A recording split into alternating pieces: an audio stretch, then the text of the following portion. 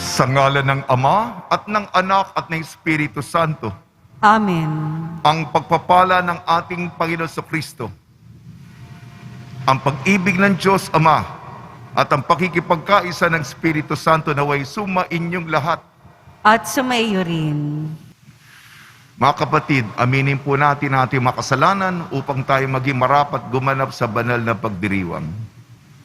Inaamin ko Sa makapangyarihang Diyos at sa inyo mga kapatid, na lubha akong nagkasala sa isip, sa salita at sa gawa at sa aking pagkukulang. Kaya'y sinasamo ko sa mahal na Birheng Maria, sa lahat ng mga anghel at mga banal, at sa inyo mga kapatid, na ako'y panalangin sa Panginoong ating Diyos. kaawaan tayo ng makapangyarihang Diyos. Patawarin tayo sa ating makasalanan at patnubayan tayo sa buhay na walang hanggan. Amen. Panginoon, kaawaan mo kami. Panginoon, kaawaan mo kami. Kristo, kaawaan mo kami. Kristo, kaawaan mo kami. Panginoon, kaawaan mo kami. Panginoon, kaawaan mo kami. Manalangin tayo. Ama naming makapangyarihan, pinagbigyan mong ikaw ay mapaglingkuran ni San Antonio Abad na sa disyerto namuhay. Pakundangan sa kanyang pagdalangin, ikaw naway lubusang mahalin sa pagtalikod sa pansariling kaluwagan namin sa pamamagitan ng Kristo kasama ng Espiritu Santo magpasawalang hanggan. Amen. Pagbasa mula sa unang aklat ni Samuel. Noong mga araw na iyon, sinabi ni Samuel kay Saul, "Pakinggan mo ang sinabi sa akin ng Panginoon kagabi." "Ano iyon?" tanong ni Saul. Sinabi ni Samuel, "Noong una, ikaw mismo ang nagpakilalang ikaw ay hamak. Ngayon, ikaw ang pangunahin sa Israel, sapagkat hinirang ka ng Panginoon at pinahira ng langis upang maging hari. Inutusan kanyang lusubin ang masamang bayan ng Amalek at mahigpit na ipinagbiling puksain ang mga ito. Bakit mo sinuway ang utos ng Panginoon? Bakit mo pinag-imbutan ang mga ito? Hindi mo ba alam na ang ginawa mo'y malaking kasalanan sa Panginoon?" Sumagot si Saul, "Sinunod ko ang Panginoon. Pumunta ako sa pinapuntahan niya sa akin. Binihag ko si Agag na hari ng Amalek at nilipol ang mga Amalesita. Pinili na mga tao ang pinakamaiinam sa mga tupa at baka, at hindi namin pinatay na kasama ng iba. Bagkos ay inuwi namin sa Gilgal upang ihandog sa Panginoon." Sinabi ni Samuel, "Akala mo ba'y higit na magugustuhan ng Panginoon ang handog at hain kaysa pagsunod sa Kanya? Ang pagsunod sa Kanya ay higit sa handog, at ang pakikinig ay higit sa haing taba ng tupa. Ang pagsuway sa Kanya ay kasinsama ng pangkukulam, at ang katigasan ng uloy tulad ng pagsamba sa Diyos-Diyosan. Pagkat sinuway mo ang Panginoon, alisin ka sa pagiging hari ng Kanyang bayan." Ang salita ng Diyos. Salamat sa Diyos. Ang masunurin sa Diyos ay sasagipin niyang lubos. Ang masunurin sa Diyos ay sasagipin niyang lubos. Hindi ako nagagalit dahilan sa inyong handog, ni sa inyong mga haing sa dambanay sinusunog. Bagaman ang mga toro'y hindi ko na kailangan, maging iyang mga kambing at ang inyong mga kawan. Ang masunurin sa Diyos ay sasagipin niyang lubos. Bakit ninyo inuusal yung aking mga utos? At bakit ang paksa ninyo ay sa tipan natutungod? Pag kayo ay tinutuwid, agad kayong napupuot at ni ayaw na tanggapin yung aking mga utos. Ang masunurin sa Diyos ay sasagipin niyang lubos. Kahit ito ay ginawa, hindi kayo alumana. Kaya naman ang akala kayo't ako'y magkaisa.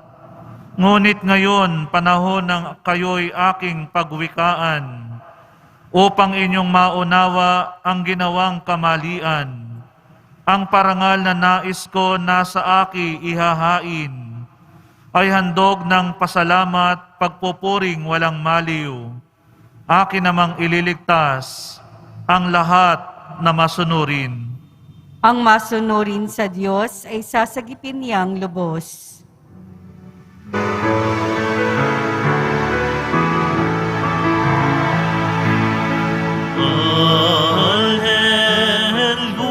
Hallelujah, hallelujah,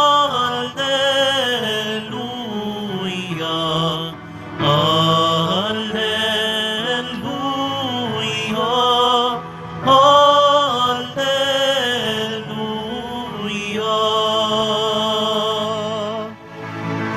Buhay ang salita ng Diyos, ganap nitong natatalos, tanang ating niloloob. Hallelujah, hallelujah,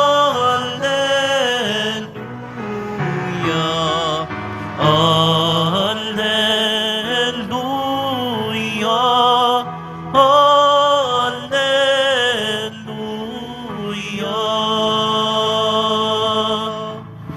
Sumainyo ang Panginoon. At sumayo rin. Ang mabuting balita ng Panginoon ayon kay San Marcos. Papuri sa iyo, Panginoon. Nung panahong iyon, nag-ayuno ang mga alagad ni Juan Bautista at mga Pariseo. May lumapit kay Jesus at nagtanong, bakit po nag-ayuno ang mga alagad ni Juan Bautista at mga alagad ng mga Pariseo? Ngunit ang mga alagad ninyo'y hindi. Sumagot si Jesus, makapag-aayuno ba ang mga panauhin sa kasalan samantalang kasama nila ang lalaking ikinasal? Hindi. Kapag wala na ang ikinasal, saka pa lamang sila mag-aayuno. Walang nagtatagpi ng bagong kayo sa lumang kasuotan. Ang pag-urong ng bagong kayo, mababatak ang luma at lalong lalaki ang punit. Wala na rin namang nagsisilid ng bagong alak sa lumang sisidlang balat, sapagkat papuputukin ng alak ang balat. Kapag kapwa masasayang ang alak at ang sisidlan, bagong alak, bagong sisidlang balat. Ang mabuting balita ng Panginoon. Pinupuri ka namin, Panginoong Heso Kristo. Binabati po namin kayo sa pagpapala, pagbibindisyon, pagbibiyaya, pagkakaloob ng napakaraming grasya mula sa ating butihing Panginoong Jesus Nazareno. Tayo po'y magdasal para sa ating kapwa, kapatid natin. Hindi po ito kanya-kanya, hindi ito individual. Tayo po'y isang pamilyang malaki at nais ng Panginoon na ang kapakanan, lalong-lalo na yung mga naiiwan, mga nahuhuli, mga nakakalimutan, yung nakaligtaan na ng lipunan, silang ating isaalang-alang. Walang-wala na. Hindi malaman kung paano ang pang-araw-araw na buhay, ang mga pangangailangan ay may papakainin, mayroong paaralin, kapos, kulang. Ito po ang karaniwang kalagayan ng mga deboto. Wala nang malalapitan kung hindi ang Panginoong Hesus. Kaya tayong mga pinagpala ay gusto natin pagpalain tayo. Yung mga medyo nahuhuli, isaalang-alang natin ang kanilang kapakanan. Buod ng ating pagbasa. Sa unang aklat ni Samuel, hindi ba si Saul ang hari ng Israel? Unang hari ng Israel. Guwapo, matangkad. Ngunit hindi niya sinunod ang bilin ng Panginoon. Nawala sa kanya ang pabor. Ibinigay ng Diyos ang paghahari sa kanya. Kukunin sa kanya at ibibigay. Ibibigay kay David. Kukunin kay Saul yung paghahari. Siya yung unang hari. At ngayon, si Samuel ang taga-buhos ng langis, taga-hirang sa mga hari ng Israel. Alalahanin natin na yung pinagkatiwala sa atin, pakaingatan natin, tayo'y mga lingkod lamang, wag natin pumasok sa isip natin, ako'y hari. Merong korona ako, may setro ko, utos. Hindi po yan. Katiwala, tayo po'y kasangkapan, behikulo, instrumento. Magpakumbaba po tayo. Sa ating ebanghelyo ayon kay San Marcos, may lugar po yung pag-aayuno, pagdidisiplina, pagtitimpi, pagkokontrol sa mga masasamang elemento sa kalooban natin, may bahagi yan. Di tayo kakain ng karne. Di ba? May mga utos yan ng simbahan tuwing Kwaresma, yung Biyernes. Di po ba? Ngunit, hindi ito yung pinaka-objektibo. Isang pamamaraan lamang yung pag-aayuno. Kasi hindi tayo kumakain. Ang halimbawa ni Jesus, bakit yung mga disipulo mo hindi nag-aayuno? Hindi ba basta may kasal? Meron bang pag-aayuno sa kasal? Di ba pagkatapos ng kasal na ingrande, merong reception, may kainan, may bangkete, may masasarap na pagkain, yung pinakamasarap na mga bino, alak, ay ibinibigay. At ang langit, isang bangkete. Kaya tinutuwid ni Jesus ang layunin ng pag-aayuno. At kailangan magsariwa tayo, magpanibago tayo. Kasi baka naiipit na tayo sa lumang pananaw. Sabi dito, bagong alak, bagong sisidlang balat. Ang Diyos, laging bago. Bago, sariwa ang kanyang alak, dalisay. Baka tayo mga makukupad na. Tigulang na. Laos na. Kailangan sariwain din natin ang ating sarili upang ang bagong kaloob ay tayo ang lalagyan, kailangan bago din. Sige po, pagnilayan po natin. Si San Antonio Abad, panalangin, dasal, panahon upang kasama ang Panginoon.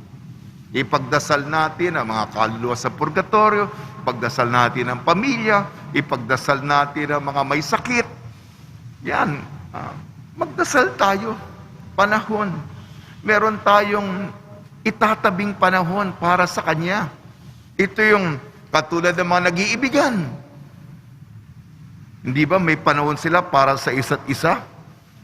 Sa totoo lang, yung mga nag-iibigan, hinahanap nila yung panahon. Ito, sagrado ito. Ibig sabihin, nakalaan na. May date. May date. Ibig sabihin, at ganun din sa Panginoon. Lalo na sa Panginoon. Yan ang tinuturo ni San Antonio Abad, ang kahalagahan ng ermitanisya. Meron tayong panahon para sa Panginoon. Tulong ni Maria, ni San Jose, tayo po ay laging bago. Sisidlang balat na bago. Upang ang ibubuhos sa atin na alak mula sa Panginoon, mananatili sa atin. Amen.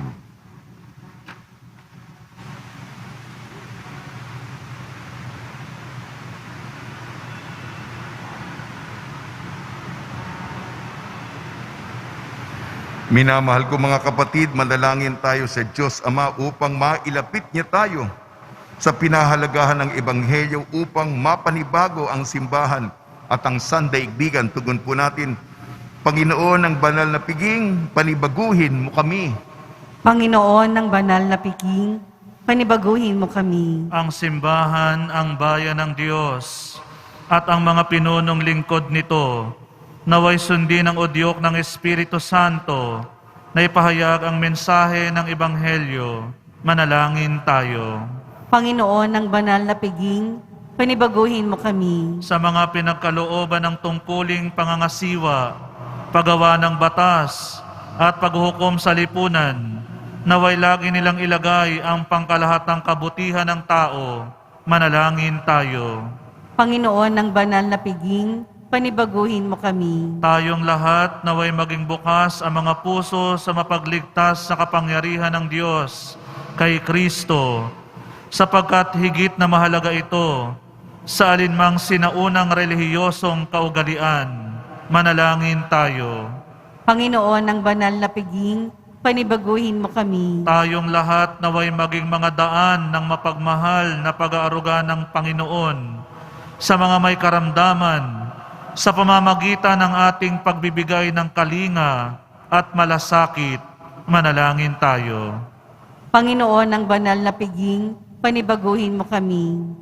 Ama naming nasa langit, pakinggan mo ang aming mga panalangin at turuan mo kaming mamuhay bilang bagong sambayanan. Pinalaya sa pamamagitan ng pag-ibig na Kristong aming Panginoon. Amen.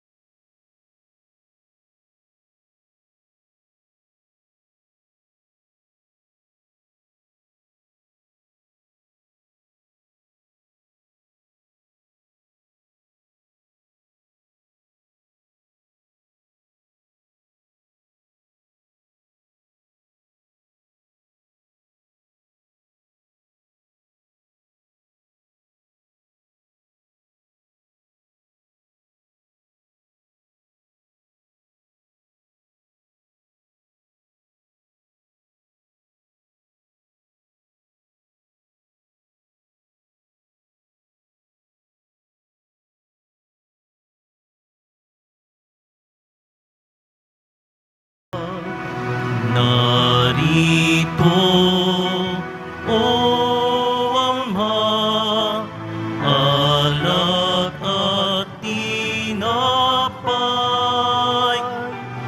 unat ng lupa at ng aming paggawa.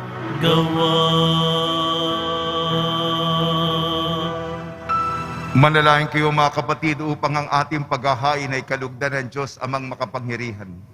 Tanggapin nawa ng Panginoon itong paghahain sa iyong mga kamay, sa kapurihan niya at karangalan, sa ating kapakinabangan at sa buong sambayanan niyang banal. Ama namin lumikha, kalugdan mo ang alay ngayong si San Antonio ay aming ginugunita.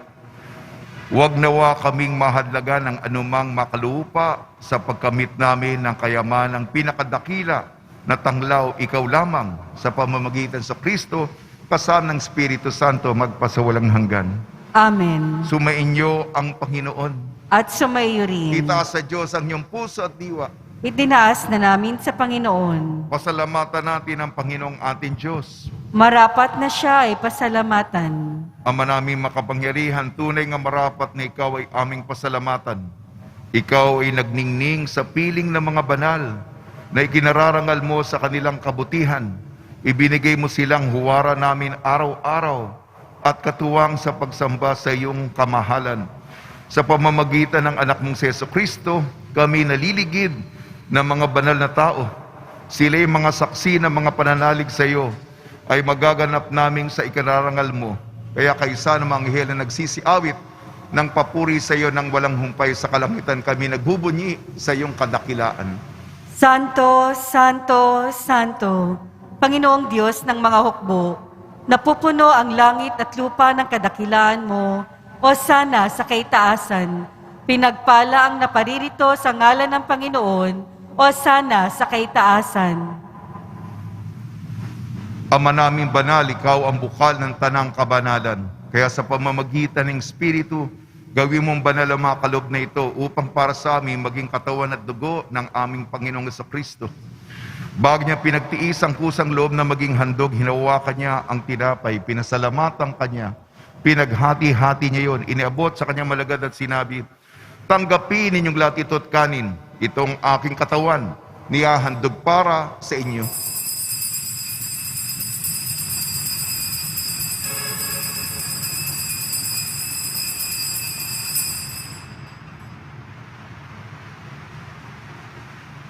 Gayun din naman nung matapos ang hapunan, hinawakan niya ang kalis, muli kanyang pinasalamatan.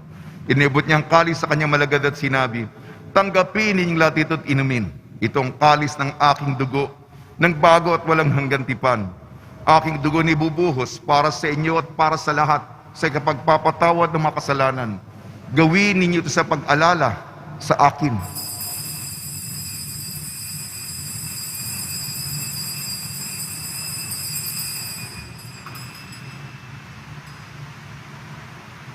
Ipagbunyi natin ang misteryo ng pananampalataya. Si Kristo'y namatay, si Kristo'y nabuhay, si Kristo'y babalik sa wakas ng panahon. Ama, ginagawa namin ngayon ang pag-alala sa pagkamatay at muling pagkabuhay ng iyong anak. Kaya't inaalay namin sa iyong tinapay na nagbibigay buhay at ang kalis na nagkakaloob ng kaligtasan. Kami nagpapasalamat dahil kami minarapat na tumayo sa harap mo para maglingkod sa iyo. Isinasamo namin kami magsasalo-salo sa katawan at dugo ni Kristo ay mabuklod sa pagkakaisa sa pamamagitan ng Espiritu Santo.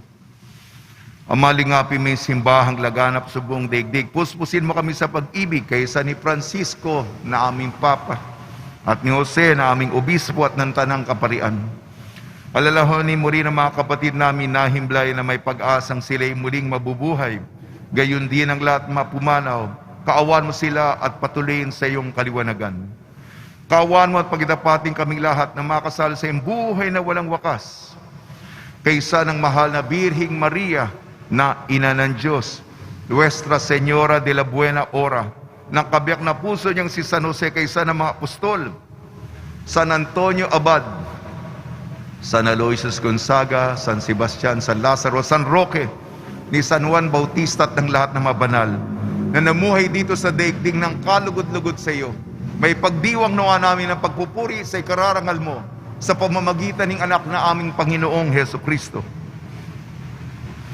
Sa pamamagitan ni Kristo, kasama niya at sa Kanya, ang lahat ng parangal at papuri ay sa iyo. Diyos amang makapangyarihan, kasama ng Espiritu Santo, magpasawalang hanggan. Amen. Sa tagubili ng nakakagaling na utos sa turo ni Jesucristo na Panginoon natin at Diyos, ipahig natin ng lakas loob. Ama namin, sumasalangit ka. Sambahin ang ngalan mo. Mapasa amin ang kaharian mo. Sundin ang loob mo dito sa lupa para ng sa langit. Bigyan mo po kami ngayon ng aming kakanin sa araw-araw at patawarin mo kami sa aming mga sala para ng pagpapatawad namin sa nagkakasala sa amin. At huwag mo kaming ipahintulot sa tukso at iadya mo kami sa lahat ng masama. Inihiling namin kami iadya sa lahat ng masama, pagkalooban ng kapayapaan, araw-araw iligtas sa kasalanan at ilayo sa lahat ng kapahamakan. Samantalang aming pinananabikan ang dakilang araw ng pagpapahayag ng tagapagligtas naming si Jesucristo. Sapagkat iyo ang kaharian at ang kapangyarihan at ang kapurihan magpakailanman. Amen. Panginoon Jesucristo, sinabi mo sa iyong mga apostol, kapayapaan iniiwan sa inyong aking kapayapaan binibigay ko sa inyo. Tungyan mo ang aming pananampalataya at huwag ang aming mapagkakasala. At pagkalooban mo kami ng kapayapaan at pagkakaisa yung sa iyong kalooban, kasama ng Espiritu Santo, magpasawalang hanggan. Amen. Mga kapatid, mga kaibigan, sumanyo po ang kapayapaan ng ating Panginoon. At sumaiyo rin. Magbigayan po tayo ng kapayapaan sa isa't isa.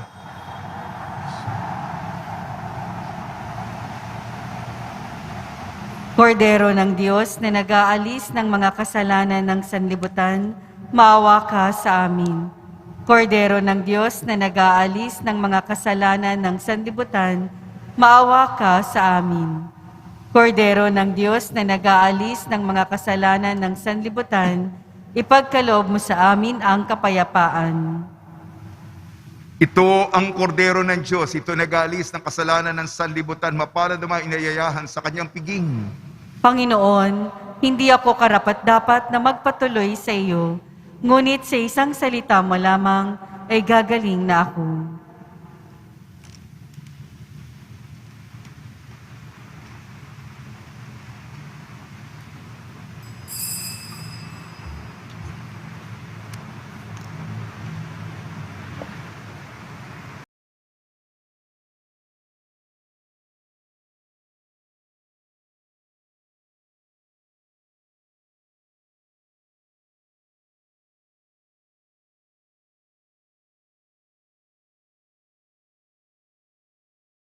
Dalangin tayo. Ama namin mapagmahal, kaming pinapagsalo mo sa banal na pakikinabang ay gawin mo laging makapanaig sa mga kalaban na niloob mong madaig ni San Antonio Abad. Noong sa lakas ng kadiliman siya magtagumpay na nakipagtunggalian sa pamamagitan sa Kristo kasama ng Espiritu Santo magpasawalang hanggan. Amen. Sumainyo ang Panginoon. At sumayo rin. At pagpalain kayo ng makapangyarihan Diyos, Ama, Anak at Espiritu Santo. Amen. Paglayin po niyo sa inyong pag-alis ang kapayapaan ni Jesucristo. Salamat sa Diyos.